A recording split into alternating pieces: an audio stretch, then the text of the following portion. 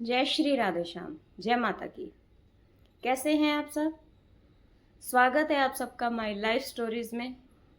कहानी के कुछ पहलू फिर से मैं आप सबके साथ साझा करती हूँ। जैसा कि मैंने आप सबसे पिछली वीडियो में साझा किया था कि अभी तक बच्ची के जीवन में संघर्ष सिर्फ बच्ची के ससुराल का था। बच्ची के पति के जीवन में संघर्ष उसके अपने घर का था। अब बच्ची के जीवन में संघर्ष बच्ची के मायके का शुरू होता है। उसका अर्थ ऐसा नहीं है कि जैसा ससुराल वाले बच्ची और बच्ची के हस्बैंड के साथ किया करते थे वैसा ही कुछ घटित बच्ची के मायके में हो। संघर्ष का रूप अलग था। संघर्ष कैसे शुरू होता है? जो पिता अपनी बच्ची के हर इच्छा का ख्याल रखता है, जो भाई अपनी बहन को परेशान देखकर रो दिया करते हैं, उनके मन में विचार कैसे बदल जाते हैं, उनका मैं एक किस्सा कह लीजिए या कहानी कह लीजिए, शुरुआत कहाँ से होती है वो पहलू बता रही हूँ। जब बच्ची के पिता बच्ची को लेने के लिए उसके ससुराल आते हैं, उसके ससुर जी जब बच्ची के पिता को कह देते हैं कि थोड़ा सा अपने दामाद को समझाइए, व्यापार पर ध्यान नहीं दे रहा है, ढंग से नहीं बैठता है। वो ये तो नहीं बताते हैं कि उनके बड़े बेटे ने उनसे इतने लाखों रुपए धोखेबाजी से ले लिए। वो बच्ची के पिता को ये नहीं बताते हैं कि उनका बड़ा बेटा उनके छोटे बेटे के ऊपर हाथ उठाते हैं। वो बच्ची के पिता को ये नहीं बताते हैं कि बच्ची और बच्ची के हस्बैंड रूम में थे और उनके बेटे ने दरवाज़ा तोड़कर उनके बेटे के ऊपर हाथ उठाया। वो ये नहीं बताते हैं कि मेरे कहने से तुम्हारे दामाद ने तुम्हारी बेटी के गहने बाजार में बेच दिए क्योंकि उनके बड़े बेटे ने बच्ची के हस्बैंड के पैसे नहीं दिए। कुछ भी ऐसी घटना बच्ची के पिता को बच्ची के ससुर नहीं बताते हैं, सिर्फ एक ही बात बताते हैं कि तुम्हारा दामाद बिजनेस पर ध्यान नहीं दे रहा है। ध्यान क्यों नहीं दे रहा है उसके पीछे की एक बात भी नहीं बताते हैं। भाई का पैसा नहीं देने के कारण वो लोन के चक्कर काटता है, डिप्रेशन में चला जाता है, रात दिन टेंशन करता है कि मैं अपने व्यापार को कैसे बचाऊं, लोगों का व्यवहार चुकाना है, लोगों की नज़र में कमिटमेंट फेल होने लग गए थे उनके। ऐसी बातें ना बताकर सिर्फ एक पॉइंट बच्ची के पिता के सामने रख दिया जाता है कि तुम्हारा दामाद बिजनेस पर ध्यान नहीं देता है। उसी एक पॉइंट के कारण बच्ची के पिता के दिमाग में ये आ जाता है कि मेरा दामाद लापरवाह है और इसकी वजह से मेरी बच्ची के जीवन में संघर्ष आया। अपनी बेटी के लिए ऐसा नहीं है कि कोई इंसान अपनी बेटी के लिए बदल जाए। वो बेटी की चिंता के कारण दामाद के ऊपर उंगली उठेगी उठेगी, हर घर में ये होगा। मैं इस एक कहानी की बात नहीं कर रही हूँ। जो पिता अपनी बच्ची से प्रेम करता है वो शायद पहले बच्ची के ससुराल वालों को या बच्ची के हस्बैंड को ही गलत कहेगा। कोई इंसान अपनी बच्ची की गलती मानता ही नहीं है। चाहे उस बच्ची से गलती हुई भी हो तब भी इंसान अपनी बच्ची की गलती नहीं मानता है। इस बच्ची की तो गलती कहाँ थी? यदि किसी ऑडियंस को समझ आए तो लिख देना, बताए जरा कहाँ थी गलती। अपना दुख छिपाना ये गलती थी? अपने ससुराल की बातें मायके में जाकर नहीं बताना ये गलती थी? बड़ा जेठ अपने बच्ची के पति के ऊपर हाथ उठाता ये किसी से साझा नहीं किया, क्या ये गलती थी? बड़ा जेठ अपने ही भाई से पैसे ले लेकर शेयर मार्केट में लगा देता है, अपनी बीवी के गहने बनवा देता है, अपने बच्चों की सेविंग कर देता है, क्या ये बच्ची की गलती थी? तो शायद इस बात पे भी एक जवाब आएगा कि हाँ, बच्ची की गलती थी। उसको अपने पति को सिखाना, रोकना, टोकना ये सब नहीं आता था, तो ये गलती थी बच्ची की। उसे नहीं आता था कि कान भरना क्या होता। उसको सिर्फ एक ही बात समझ में आने लग गई थी कि मुझे इस घर में डरना है। जब बच्ची के पिता बच्ची के ससुर के कहने के मुताबिक बच्ची के पति को कहते हैं कि तुमने अपनी आवाज़ क्यों नहीं उठाई, तुमने उनको जवाब क्यों नहीं दिया, क्यों अन्याय सहन किया, तो इसमें भी बच्ची और बच्ची के हस्बैंड गलत साबित हो गए। बच्ची का भाई भी बोल दिया करता था ये लोग ऐसे ही हैं, मार खाते रहते हैं, जवाब क्यों नहीं दिया, देना चाहिए था, अब रोते हैं। परिवार की मर्यादा, परिवार की इज्जत का ध्यान रखते रखते पहला कटघरा मायके में खड़ा हो गया। नहीं दे पाई वो बच्ची अपने पेरेंट्स को सफाई कि मेरे साथ ऐसा क्यों घटित हुआ, क्यों डरने लगी, कैसे डरने लगी, उसकी शुरुआत कैसे हुई, समझ ही नहीं पाई।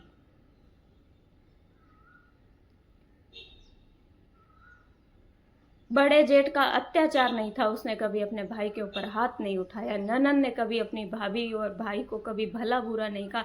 ससुर ने भी भला बुरा नहीं कहा। पर माँ बाप यदि चाहे तो औलाद में भेद भाव नहीं हो सकता। देखिए, मैं इस बात को भी समझती हूँ, जब बच्चे बड़े हो जाते हैं ना, जब जवाब देने के लायक हो जाते हैं, तब माता पिता को चुप रहना पड़ता है।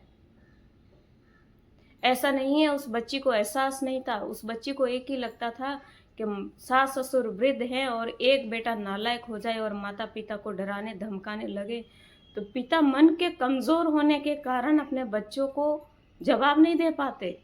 उल्टा दो शब्द जब बेटा बड़ा होने के बाद पिता को जवाब देने लगता है या दो शब्द सुनाने लगता है, तो पिता अकेला बैठकर अपने पूरी जिंदगी को याद करता है कि कैसे मैंने इसकी परवरिश की और आज मेरे हाथ में क्या लगा। उन बातों को, उनकी उन भावना को यदि बच्ची ने और बच्ची के हस्बैंड ने समझा, तो क्या ये गलती थी बच्ची के हस्बैंड की कि मेरे पिता को ठेस ना पहुंचे, उनके कष्टों को खुद के गले में माला की तरह धारण कर लिया। बड़े भाई को सेटल करना छोटे भाई की जिम्मेदारी नहीं थी, वो माता पिता की जिम्मेदारी थी। पर वो साइंटिस्ट जो बेटा था, उसको तो हर दिन कुछ ना कुछ चेंज करने की आदत थी। पीएचडी की तो बोला नहीं, मैं मास्टर नहीं बनूंगा, मास्टर की नौकरी मेरे लायक नहीं है। साइंटिस्ट बना तो वहां झगड़ा करके आ गया, मैं नौकर क्यों बनूं, मैं गुलाम क्यों बनूं। छोटे भाई का जो बिजनेस था उसको पूरा खाली करवा के ये बिजनेस नहीं रखूंगा, लोग कहेंगे कि छोटे भाई को निकाल कर बड़ा भाई बैठ गया, मुझे दूसरा व्यापार करवाओ। वो छोटे ही भाई के गले में सारी की सारी इसके परिवार की, इसकी जिम्मेदारी डाल दी जाती है। जो पिता बिजनेस करवाते हैं वो तो दुकान से मानो बाहर फेंक दिया जाता है, नया बिजनेस क्रोकोडाइल कंपनी उसको मैनेज करके दी जाती है। 1 रुपया ना पिता लगाते हैं, ना बड़ा भाई लगाता है, ना जो साइंटिस्ट बेटा होता है वो लगाता है। संपूर्ण कर्ज छोटे बेटे को दे दिया जाता है। मार्केट से लाखों रुपए उठाने पड़ते हैं छोटे बेटे को। पिता आश्वासन देते रहते हैं कि ये देगा तुझे वापस, ये देगा तुझे वापस। जब वापस मांगते हैं तो वो बेटा कहता है कि बाप और बेटे सड़क पर भीख मांगो बैठकर। उस बच्ची के पास ये पूरी घटना का सबूत है, यूट्यूब पर डाल सकती है वो। कैसे गाली गलौज किया, कैसे हाथ उठाया, कैसे बच्ची के सामने बच्ची के पति को वो हर दिन मारता था। जब बच्ची के पिता को लगता है कि दामाद गलत है, तब बच्ची को दुख होता है कि दुख छिपाया ये गलती थी। वहीं से बच्ची और बच्ची के हस्बैंड जब पिता के घर में सहायता मांगने जाते हैं, तो पहले पिता और भाई की नजर में सबसे पहला कसूरवार बेटी और दामाद ही निकलते हैं। लोग डराना धमकाना शुरू कर देते हैं, बच्ची के हस्बैंड डिप्रेशन में आ जाते हैं। अपने ससुर से या अपने साले से कहते हैं कि आप एक बार इन लोगों को समझा दीजिए, क्योंकि उनकी मानसिकता ऐसी हो जाती है कि वो किसी की गाली गलौज, ऊंची आवाज सुनकर घबराने से लग गए थे। उनको लगता था कि एक परिवार ने साथ नहीं दिया तो दूसरा तो देगा। बच्ची के पिता आवाज भी उठाते हैं, जो इंसान धमकाता है उसको डराते भी है कि मेरे बच्चों को हाथ लगाकर बताना। वो एक ही सपोर्ट था। उसके साथ साथ बच्ची और बच्ची के हस्बैंड के लिए हजारों सवाल खड़े थे बच्ची के मायके में, जिसका बच्ची के पास कोई जवाब नहीं था। अपने पिता से जो बच्ची पिता की लाडली थी, जो बच्ची अपने मन की बात खुलकर अपने भाई से, अपने पिता से कह दिया करती थी, वो बच्ची अपने मायके में भी बातें छिपाने लग जाती है। अपना दुख छिपाने लग जाती है, नहीं बता पाती है कि मेरे साथ किसने क्या किया। और मानो कभी बता दिया हो तो उनको विश्वास नहीं होता। ऐसा होता है क्या दुनिया में? उनको लगता है ऐसा तो हो ही नहीं सकता, क्योंकि उन्होंने खुद ने ऐसा किसी के साथ किया नहीं, इसलिए उनको लगता है ऐसा तो हो ही नहीं सकता। बच्ची और बच्ची के हस्बैंड शायद झूठ बोल रहे होंगे।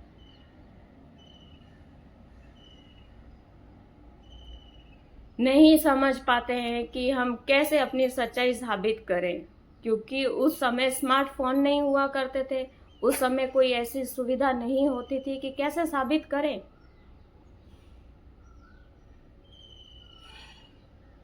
अभी भी ये कहानी साझा करने से पहले बच्ची के पति ने मना कर दिया, बच्ची के यहाँ तक कि बेटे ने भी मना कर दिया। समाज क्या कहेगा?